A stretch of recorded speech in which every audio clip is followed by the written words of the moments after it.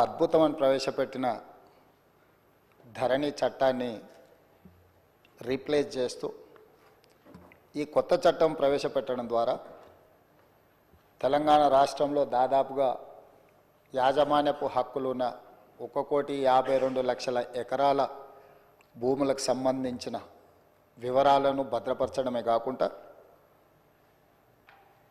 అర్హులైన ప్రతి భూ యజమాని యొక్క హక్కులను కాపాడడానికి ఈ చట్టాన్ని సమర్థవంతంగా ఈ సభలో ప్రవేశపెట్టి ఈ సభలో చర్చ జరగడం ద్వారా 4 కోట్ల తెలంగాణ ప్రజలకు ఈ ప్రభుత్వం ఒక సమర్థవంతమైన ఈ తెలంగాణ రైతాంగానికి పూర్తి స్థాయిలో ఉపయోగపడే చట్టాన్ని తీసుకొచ్చింది అని ఒక భావన కల్పించి ఒక నమ్మకం విశ్వాసం కల్పించడానికి మీరు శాయశక్తుల ప్రయత్నం చేశారు. ప్రధాన ప్రతిపక్ష పార్టీ అహంభావంతో అహంకారంతో సభా మర్యాదలను ఉల్లంఘించి సభాపతి మీదనే దాడి చేస్తామన్న ధోరణిలో చర్చను అడ్డుకోవాలనే ప్రయత్నం చేసింది. సహజంగా మిత్రులు సాంబశివరావు గారు చెప్పినట్టు ఎవరికైనా కుర్చీలో కూర్చుంటే సహనానికి కూడా ఒక హద్దు ఉంటుంది.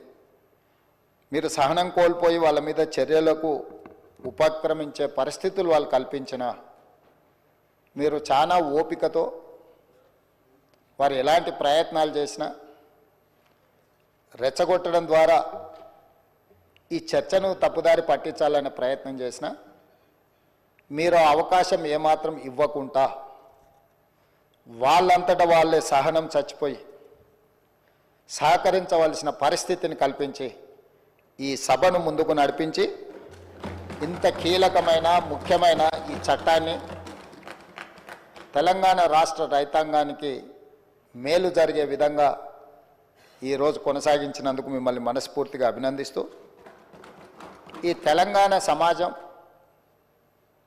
ఈ ప్రాంతం ప్రతి సమస్య భూమి చుట్టూతోనే ముడిపడి ఉన్నది. ఆనాడు ప్రధానంగా కమ్యూనిస్టు సోదరులు రావి నారాయణ రెడ్డి గారు కావచ్చు, ఆరుట్ల కమలాదేవి గారు కావచ్చు, మల్లు స్వరాజ్యం గారు కావచ్చు, భీమిరెడ్డి నరసింహారెడ్డి గారు కావచ్చు, ధర్మ భిక్షం కావచ్చు, సరే ఆరుట్ల కమలాదేవి, ఆరుట్ల రామచంద్రారెడ్డి గారు, బద్దం ఎల్లారెడ్డి గారు, మిత్రులు చాలామంది చెప్తా ఉన్నారు, చాకల ఐలమ్మ, ఇట్లా అంటే చరిత్రలో వెనక్కిపోయినా కొద్దిగా వాళ్ళ పోరాటాలన్నీ కూడా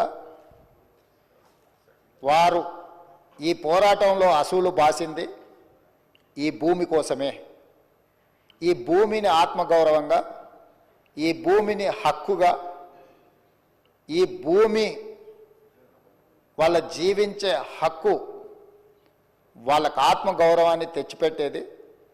దీని మీద కొంతమంది ఆధిపత్యం చెలాయించి అధికారంతో అహంకారంతో ఆధిపత్యాన్ని నిలబెట్టుకోవాలని రకరకాల దాడులు చేసి వాళ్ళను నియంత్రించి నిర్బంధించి వాళ్ళను భౌతికంగా అంతమొందించి అధికారాన్ని నిలబెట్టుకోవాలని చూస్తే ఆనాడు తొట్టి కొమరయ్య నుంచి దుడ్డుకర్రల సంఘం పెట్టి ఈ భూమిని కాపాడుకునే ప్రయత్నంలో వాళ్ళు విజయం సాధించిండ్రు. వాళ్ళు అమరులు అయిండొచ్చు కాక, కానీ తెలంగాణ సమాజంలో ఉన్న భూమే తమ హక్కు ఆత్మగౌరవాన్ని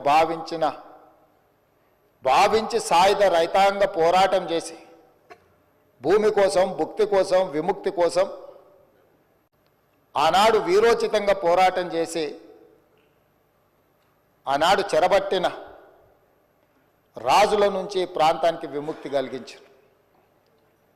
ఆ తర్వాత ఎప్పుడు ఏ ఉద్యమం వచ్చినా అది కమ్యూనిస్టు ఉద్యమాలు కావచ్చు, నక్సల్బరీ ఉద్యమాలు కావచ్చు, దళిత గిరిజన సంఘాలు, తుడుం దెబ్బలు ఆదివాసీ సంఘాలు కావచ్చు, వీళ్ళందరి పోరాటాలు భూమి చుట్టూతోనే పరిభ్రమించినాయి. ఈ భూమి కోసమే వాళ్ళు సర్వం ఒడ్డి ఈ భూమిని రక్షించుకునే పనిలో పోరాటాలు చేసిండ్రు.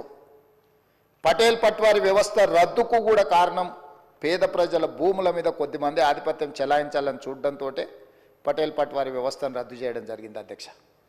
అట్లాంటిది ఆర్ఓఆర్ యాక్ట్ కావచ్చు, రకరకాలుగా ఏ భూ యజమాని అయితే ఉన్నాడో ఆ యజమానుల యొక్క హక్కులను కాపాడడానికి సమయం సందర్భం వచ్చినప్పుడల్లా మనం చట్టాలు చేసుకున్నాం.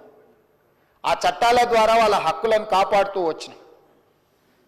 పివి నరసింహారావు గారు, శ్రీమతి ఇందిరాగాంధీ గారు ఉన్నప్పుడు అగ్రికల్చర్ సీలింగ్ యాక్ట్ తీసుకొచ్చి జాగీర్దారుల దగ్గర, జమీందారుల దగ్గర, భూస్వాముల దగ్గర వేలాది ఎకరాలు మూలుగుతుంటే లక్షలాది ఎకరాలను వాళ్ళ దగ్గర నుంచి ప్రభుత్వం సేకరించి భూమి లేని నిరుపేదలకు, ముఖ్యంగా దళితులకు, గిరిజనులకు, ఆదివాసీలకు, బలహీన వర్గాలకు ఈ భూ పంపకాలు, అసైన్మెంట్ పట్టాలు ఇవ్వడం ద్వారా వాళ్ళ ఆత్మగౌరవాన్ని నిలబెట్టి ఆ భూమి మీద వాళ్ళకు జీవించే హక్కును ఆనాటి ప్రభుత్వాలు శ్రీమతి ఇందిరాగాంధీ గారు వారికి ఇచ్చారు. దీనికి కారణం, ప్రేరేపితం ఆనాడు భూముల కోసం కమ్యూనిస్టులు చేసిన పోరాటాలని ఈరోజు మనం చెప్పుకోక తప్పదు. ఈ పోరాటాల వల్ల వాళ్ళు లేవనెత్తిన సమస్యలను అక్కడి నుంచి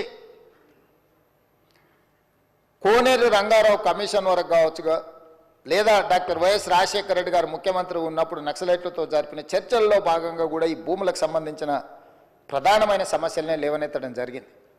వీటన్నిటిని దృష్టిలో పెట్టుకొని గత ప్రభుత్వాలు వీలైనంత మేరకు ప్రజలకు మేలు జరిగే విధంగా చట్టాలను సవరించిన.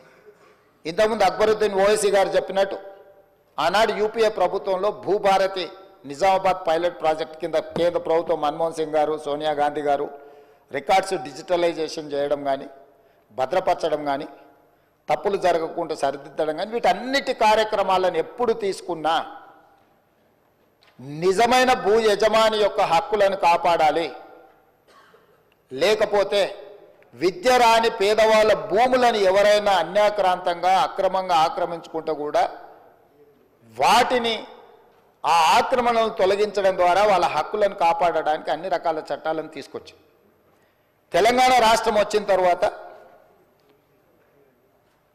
మాజీ ముఖ్యమంత్రి చంద్రశేఖరరావు గారు తెలంగాణ రెవెన్యూ రికార్డ్స్ కానీ, గత పాలకులు పాటించిన విధానాలు కానీ, చేసిన చట్టాలు లోపభూయిష్టంగా ఉన్నాయి. ఇవి ఏమాత్రం ప్రయోజనకరంగా లేవు. ఈ చట్టాలను అన్నిటిని మార్చాలి. దానికోసం నా మెదడునంతా రంగరించి 80,000 పుస్తకాలు చదివి ఒక అద్భుతమైన సాంకేతిక నైపుణ్యాన్ని ఆవిష్కరిస్తున్న దాని పేరే ధరణి అని చెప్పి చంద్రశేఖరరావు గారు మనకి ఇదే సభలో చెప్పిండ్రు, వివిధ వేదికల మీద కూడా చెప్పిండ్రు అధ్యక్ష. దీనికి సంబంధించిన కొన్ని అంశాలు నేను నిజంగానే ఒక మంచి చట్టం, ఒక మంచి ఆలోచన, ఒక సాంకేతిక నైపుణ్యాన్ని రంగరించి, ఎందుకంటే ఐటీ రంగంలో విదేశాలలో చదువుకొని వచ్చిన నా అంత ఐటీ నిపుణుడే లేడని కల్వకుంట్ల తారక రామారావు గారు, తెలంగాణ ఉద్యమకారుడిగా తెలంగాణ సమాజంలో ఉన్న సమస్యలను అన్నిటినీ అవసోపాన పట్టిన ప్రతి భూ సమస్యకు నేను పరిష్కారం చూపిస్తా అని మాజీ ముఖ్యమంత్రి వర్యులు కల్వకుంట్ల చంద్రశేఖరరావు గారు పదే పదే మాట్లాడుతూ ప్రస్తావిస్తున్నప్పుడు నేను కూడా ఒక సందర్భంలో భ్రమలకు లోనైనా, పర్వాలేదు ఈ విషయంలో అయినా మాజీ ముఖ్యమంత్రి గారు, మాజీ ఐటీ శాఖ మంత్రి గారు ఒక మంచి విధానాన్ని తీసుకొచ్చి ధరణి ద్వారా శాశ్వతమైన సమస్యల్ని పరిష్కరిస్తారని, ఆ ధరణి నిజంగానే వీరు కొత్తగా కనిపెట్టినరేమని ఈ సందర్భంగా మీ ద్వారా